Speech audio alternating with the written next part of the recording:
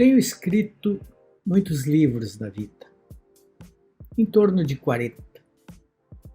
Cada livro é uma aventura, uma paixão, uma pesquisa. Às vezes, a pesquisa é estética, em romances.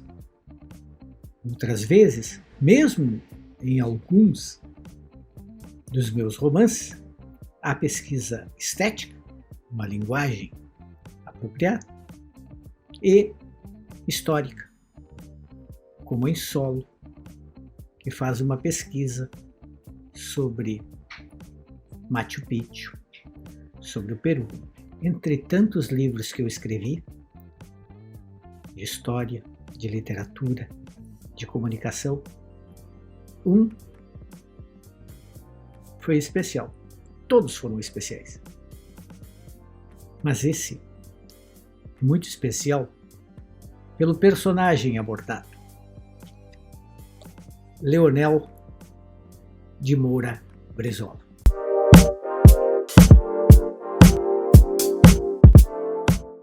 Eu poderia escrever páginas e páginas sobre esta foto. É uma foto que se presta a análises pela semiótica, mas também, o que me interessa, pelo imaginário. Esta foto situa o homem no seu tempo. O cigarro na boca, o bigode, a gravata e a metralhadora. Leonel de Moura Brizola, no Palácio Piratini, durante o período da legalidade. O movimento que ele, como governador do estado do Rio Grande do Sul, comandou para sustentar a posse de João Goulart, seu cunhado, vice-presidente da República, como presidente quando da renúncia de Jânio Quadros.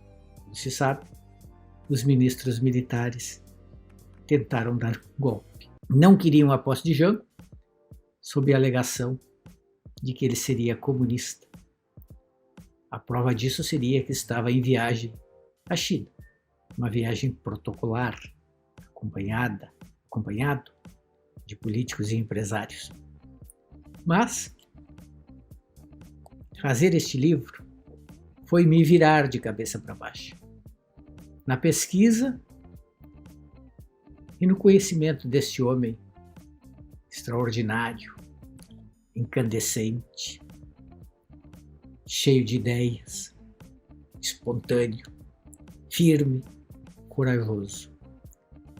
Leonel Brizola, neste domingo, 16 anos da sua morte. Leonel Brizola, que é um dos maiores políticos da história brasileira, sem dúvida nenhuma, um gigantesco político da história do Rio Grande do Sul. Para escrever esse livro, eu fui, é claro, a arquivos, a jornais e fiz muitas entrevistas com remanescentes daquele período. Alguns que agora, infelizmente, já não estão entre nós. E quis imprimir ao texto um estilo particular. Eu gosto de escrever história factual com estilo literário. Mas não chamo isso de romancear, porque num livro como este não há invenção. Para mim, o historiador é um jornalista que cobre o passado. A história é uma grande reportagem.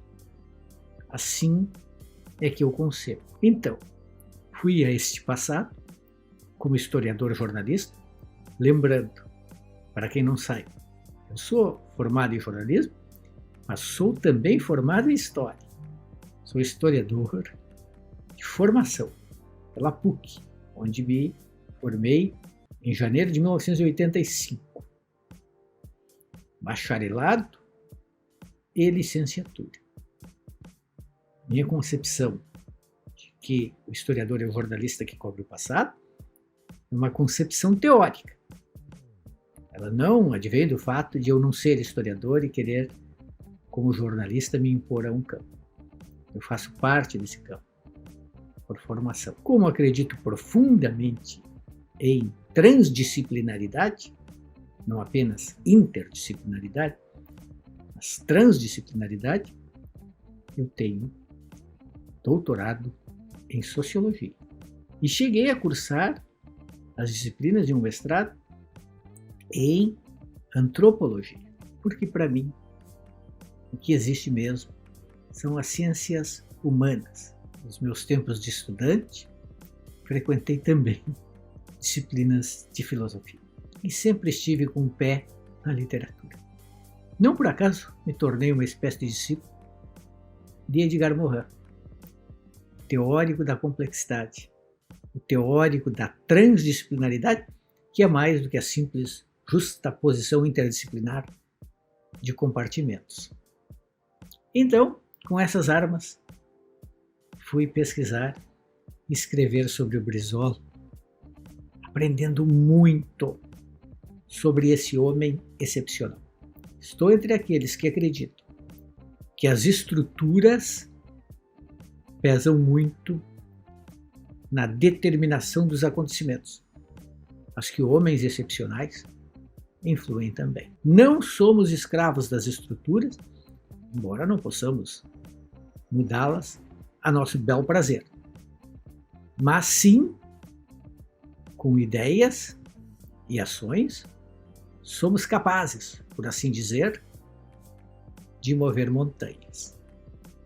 Brizola era um desses homens que tinha o poder de abalar estruturas. Talvez não tanto quanto ele desejasse. Não foi, por exemplo, presidente da República, que me parece uma pena para o Brasil. Imagine se em vez de Fernando Collor, catastrófico, tivéssemos tido Leonel Brizola. Sei, no segundo turno a disputa se deu entre Collor e Lula. Eu teria preferido, naquele momento, que fosse uma disputa entre Brizola e Collor, e acho que Brizola teria mais chances de vencer do que Lula. Então, imprimi um estilo para escrever este livro, Brizola, Vozes da Legalidade, Política e Imaginário na Era do Rádio. As primeiras edições desse livro tiveram o título simplesmente de Vozes da Legalidade, Política e Imaginário na Era do Rádio. Depois eu me dei conta que era, antes de tudo, um livro sobre Brizola, ainda que seja também um livro sobre Jânio. Mas eu escrevi um livro específico sobre Jânio, um outro específico sobre Getúlio. E este é quase uma biografia de Brizola, a partir do ângulo da legalidade. E o estilo que eu imprimi tem este ritmo, este jeito. Conta-se que o caçula rejeitou o próprio nome, antes mesmo de saber o significado de um nome, como se houvesse uma misteriosa educação pelo nome, uma pedagogia da identidade. Ele que, depois de se impor um nome, faria ecoar seu sobrenome pelo mundo inteiro, como se em cada etapa de sua vida precisasse de um novo batismo, chamando para si, numa solidão orgulhosa e inexplicável, por vezes melancólica e demorada, a tarefa de sentir o momento da virada e de se renomear até alcançar renome. Nascido Brizola, em Cruzinha, pedaço de Carazinho, distrito de Passo Fundo, no Rio Grande do Sul, em 22 de janeiro de 1922, chamado de Itagiba por uma mãe zelosa e aflita, onívola, que encontrara prazer nessa sonoridade indígena, assim como já havia ela e o marido José se deleitado em chamar outros filhos mais velhos de Irani e Paraguaçu. Pois é, Brizola deixaria de ser Itagiba para ser Leonel. Essa é a história que eu conto, e que outros contam, e que eu contei do meu jeito. Como Itagiba se tornou Leonel. E como Leonel se tornou profundamente Brizola. E como Brizola se transformou em mito, em utopia, em marca, em símbolo de luta, sempre em defesa de uma sociedade mais justa, de um humanismo amplo e de uma concepção nacionalista de organização social, sem descambar para qualquer tipo de chauvinismo ou de xenofobia. Um nacionalismo, por assim dizer, aberto ao universal. Brizola, que venceu cada etapa com as dificuldades inerentes a essas fases. Um menino pobre que sai do interior para estudar e vencer na grande cidade. Que será prefeito, que será governador do Rio Grande do Sul e governador do Rio de Janeiro, e que, como dissemos, infelizmente, não chegaria a presidente da República. Brizola, que se imortalizaria no chamado episódio da legalidade.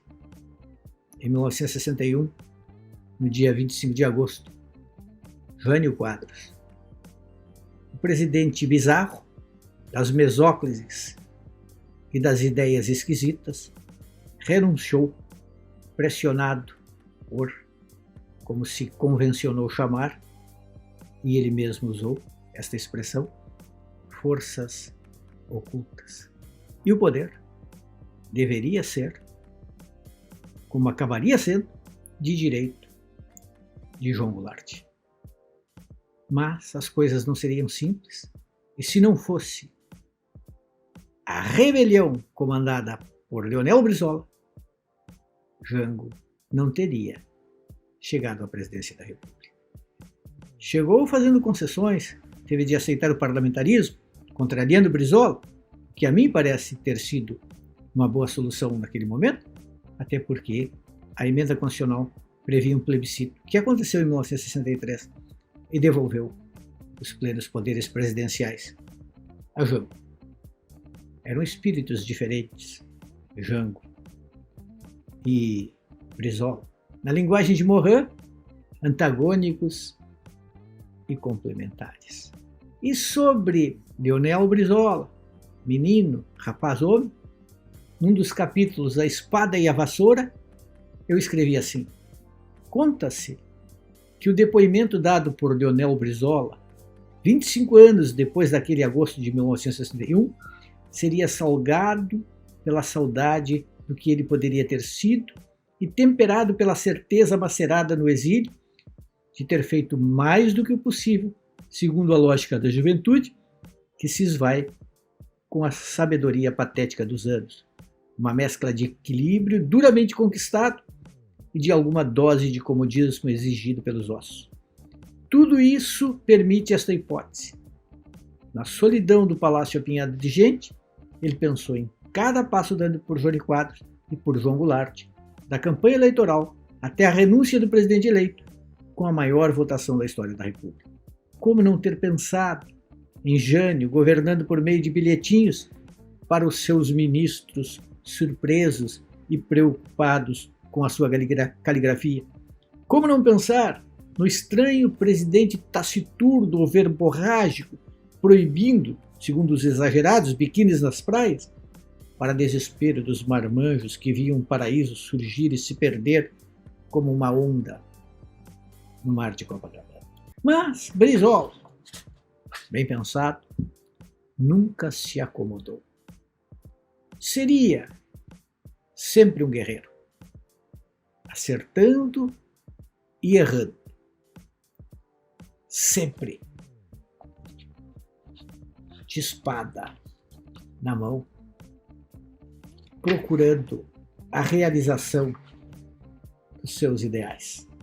Eis o destino do homem: ser revisitado pelo tempo lento e voraz, pela repetição das pautas jornalísticas e por esta estranha obsessão dos homens por datas chamadas de redondas. Para sempre, Leonel, aquele que fora Itagibo. E Leonel Itagibo, no cenário internacional, Leonel Brizola. No imaginário popular, apenas Brizola. E para alguns, brisa, vento, temporal. Um sobrenome carregado como um nome, um epíteto servindo de sobrenome: Brizola da legalidade. Conta-se que a palavra indígena Itagiba significa braço forte e duro, como a mais dura das pedras. Conta-se que o nome Leonel vem do latim e quer dizer pequeno leão. Conta-se que o termo Moura diz respeito a uma brava localidade de Portugal, cujo primeiro nome, na época da ocupação romana, era Aruti, ou Civitas Arucitana Nova, tendo sido mudado pelos mouros para Almanijá e finalmente chegado ao seu nome derradeiro por causa da lenda da Moura Salúquia, história de uma princesa moura que abriu as portas da cidade para um grupo de cavaleiros vestidos como os muçulmanos, pensando ser um deles o seu noivo. Eram cristãos. Conta-se que o nome Brizola, de origem italiana, significa grisalho, e que quem o carrega já nasce maduro. Conta-se muito, quando se tem tempo e gosto. Como esta história, com tantas vozes, de um homem, um político, sua trajetória e seus movimentos. História, como contou Joaquim Felizardo, do último levante gaúcho. Último levante gaúcho da era do rádio. Primeiro grande levante de um homem impondo seu nome: Leonel Itagiba de Moura Brizola. O nome da voz, a voz da legalidade.